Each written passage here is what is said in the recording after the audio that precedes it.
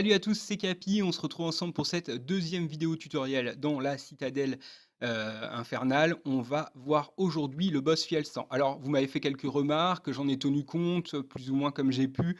On va faire une P1 un petit peu plus courte et puis on va avoir un peu plus de vidéos. On va surtout expliquer bien les différentes techniques pendant la vidéo plutôt qu'en préambule. En préambule, on va quand même garder deux, trois choses. On va garder tout d'abord les infos. Ça me semble assez intéressant de voir ce que fait Fiel 100. En fait, Fiel-Sang, c'est un dévoreur d'âmes. Il va vous dévorer dans le monde des vivants, vous envoyer dans son ventre. Là, il y aura des âmes, à vous de gérer un maximum d'âmes avant de revenir dans le monde des vivants. Quand il aura dévoré à suffisamment de personnes, dans ce cas-là, il va passer dans une P2 où là, on va pouvoir passer en mode burst, tout simplement, et il n'y aura plus d'AD.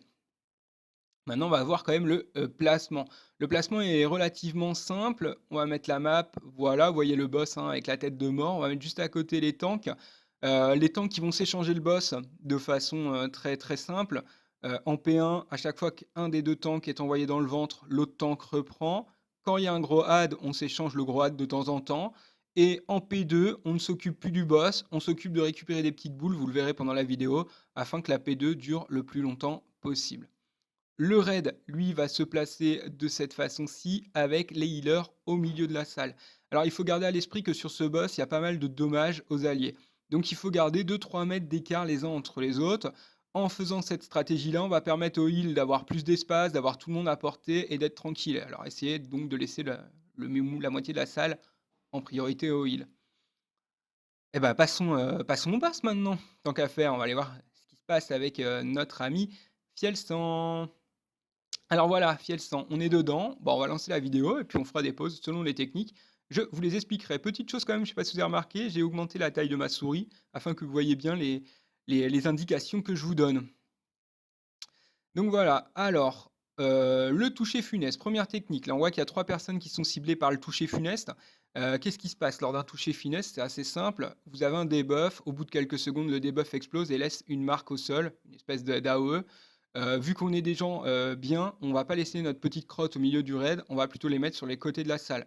Attention, amis mages et vos TP, il y a pas de bordure à la salle. Si vous tombez, vous mourrez. Attention à ça. On pose sa petite crotte sur les côtés de la salle et on revient se placer.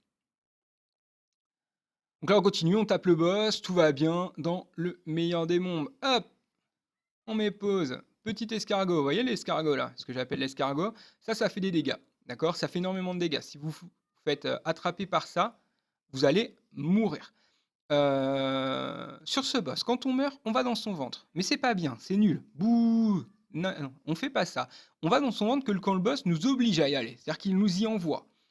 Donc on évite toute cette technique-là, c'est vraiment la P1, c'est de la survie. On voit qu'il y a un autre sort là, vous voyez? Le destin partagé entre 3 personnes, on le voit ici, juste où j'ai ma souris. C'est-à-dire qu'il y a un trait entre 3 personnes. Une de ces 3 personnes, celle qui est au milieu, ne peut pas bouger. Les 2 autres doivent donc se paquer le plus rapidement possible sur cette personne afin de dispel le sort et d'éviter qu'elle ne meure. Tout simplement. Donc en P1, je répète, attention aux escargots, toucher funeste sur les bords de la salle et les destins partagés, on se pack rapidement. On continue tranquillement. Là, il y a pas d'ad pour le moment, donc tout va bien, on tape le boss. Des touchés funestes, l'escargot, on fait attention. Voilà, les premiers squelettes qui apparaissent. Vous avez vu le squelette? Il avait très peu de PV. Ça veut dire que les gens qui étaient dans son ventre ont fait du très bon travail. Le gros head pop, c'est la priorité absolue. On le défonce le plus rapidement possible puisqu'il fait énormément de dégâts au tank. On n'oublie pas pour autant les squelettes. Là, on en voit un qui me fonce dessus. Il ne faut pas se faire toucher par un squelette. Super important. Sinon, 500 000 points de dégâts pour vous ainsi qu'à tous vos alliés près de vous. C'est énorme. Donc, on fait attention. Là, vous avez vu, j'ai le toucher funeste. Je viens mettre ma petite crotte au bord de la salle et je retourne me placer. Attention l'escargot. Et on repart sur le boss. Des squelettes, 50% ça va, c'est correct. On le défonce et on se replace. Voilà, au fond là-bas, on avait un petit destin partagé, un escargot, un squelette qu'on va défoncer. C'est un peu tout le temps la même chose, hein. Les touchés funèses vont se placer, on défonce les squelettes. Stop, on met une pause. On met une pause. Vous voyez là, il y a un caster. C'est-à-dire que c'est pas un squelette, c'est pas le gros rat qu'on a vu, c'est le caster. Quand vous allez être dans son ventre, on le verra un peu plus tard dans la vidéo, vous remarquerez rapidement qu'il y a plusieurs rôles à assigner. Les heals, vous aurez des drainés à soigner. Plus vous les soignez, moins, quand elles arrivent dans le monde des vivants, elles ont de PV. Donc il faut vraiment les heals la bourriner de soins. Parce que en plus, elle, cette Draenei, quand elle arrive chez les vivants, elle a AOE. Elle fait beaucoup de dégâts, c'est un peu chiant. Faut mieux la gérer le mieux possible. Les DPS dans le ventre, vous verrez, vous aurez un maximum de squelettes à descendre en vie. Et les tanks, vous aurez un gros add à passer à 70% avec l'aide de DPS pour le ramener parmi les vivants. Voilà, je remets play. Le destin partagé, hop, il se pack rapidement. Attention, attention, il y a l'escargot. Là, ça va faire un petit peu de dégâts, je pense. Hop, on se repack. Les heals vont avoir du monde à remonter. C'était le petit moment un peu compliqué du combat. Le squelette, on continue. Tout va pour le mieux. Les touchés funestes se placent. Les squelettes se font défoncer. On va arriver dans pas très très longtemps en P2. Hein. On voit que le boss a pratiquement plus d'âme en lui. Pas tarder, on continue les squelettes. Celui-ci, en plus, il est arrivé full vie. Là, on arrive en P2, le festin d'armes. Alors, qu'est-ce qui se passe? Le festin d'armes, première chose à faire, les gars, les filles d'ailleurs, vous finissez les adds. Une fois que les adds sont finis, on se pack au niveau du boss. Et les tanks, vous faites votre travail. Qu'est-ce que vous devez faire, les tanks? Vous voyez là, on en voit une qui commence à arriver. Toutes les petites bolts comme ça, vous devez les intercepter pour pas qu'elles touchent le raid, afin que la P2 dure le plus longtemps possible. C'est aussi là qu'on va claquer tous nos CD. Il faut le burst. Dans le meilleur des cas, vous pouvez le descendre 30%. Franchement, vous allez voir là dans la vidéo ce qu'on va faire. Gros DPS. Dans le pire des cas, 60%. Sinon, je pense que vous n'aurez pas le DPS pour passer ce boss. Un 50% est parfait. On va remettre play et voir comment ça se passe. J'ai essayé de tourner ma caméra là pendant le boss pour que vous voyez un peu le boulot des tanks. Là, les adds sont finis. On se pack, on claque tous les CD et c'est parti. Vous allez voir que j'ai fait une petite bêtise. À un moment, je cible un DPS sans faire exprès en voulant vous montrer le boulot des tanks.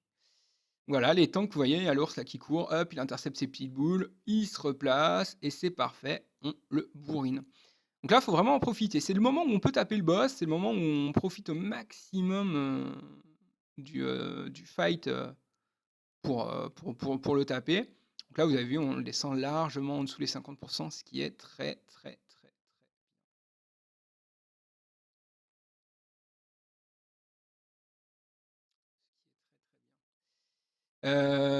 Quoi dire de plus? Bah, c'est tout, hein, sur cette P2. Je vais laisser un petit peu la seconde P1. On le regardera pas en entier, hein, ça c'est peu d'intérêt, c'est exactement la même chose que la première. Juste pour vous montrer, parce que là, j'avais pas eu la chance d'aller dans le ventre, juste pour vous montrer comment ça se passe dans le ventre. Là, je vais y aller, vous avez vu, j'ai l'ombre de la mort. Donc là, c'est le boss qui m'y envoie, c'est pas moi qui suis mort, donc c'est bien. Je vais dans son ventre et je vais faire mon taf. Là, on défonce un maximum d'adds. Alors, les tuer ne sert pas à grand chose. Vous avez vu, j'ai même pas essayé de le tuer. Le but, c'est vraiment d'en mettre le maximum bas vie pour aider vos copains. Bon, si vous pouvez les tuer, vous les tuez. Mais c'est pas la priorité. Faut mieux en mettre 3, 4 à 50% qu'en laisser passer un. Donc voilà, là on les défonce. On n'oublie pas d'aider notre ami tank sur son gros là pour le faire partir le plus vite possible, pour qu'il soit tranquille. Et puis, je vais mettre pause 2 petites secondes pour vous montrer 2 debuffs. Regardez là, j'ai 2 debuffs, un vert, un violet. Le vert, c'est si je reste plus longtemps que le timer du debuff, je vais mourir complètement. Donc il faudra que je pense avant la fin à revenir parmi les vivants. Pour ceci, très simple, je passe par le tube digestif qui se trouve au milieu de la salle. Le violet, ça veut dire que je ne peux pas remourir pour revenir dans son ventre avant 2 minutes. Si je reviens dans son ventre avant 2 minutes, je serai mort, quoi qu'il arrive. Donc voilà.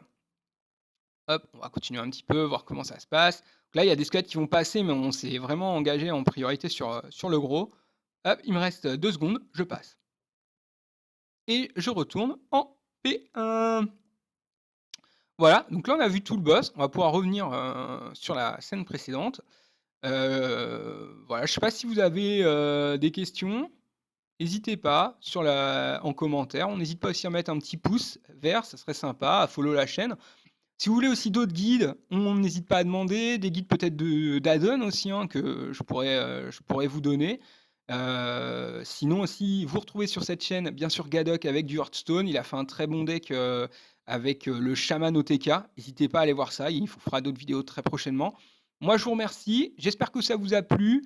Je compte sur vous pour me faire un retour et à très très bientôt. Salut, salut!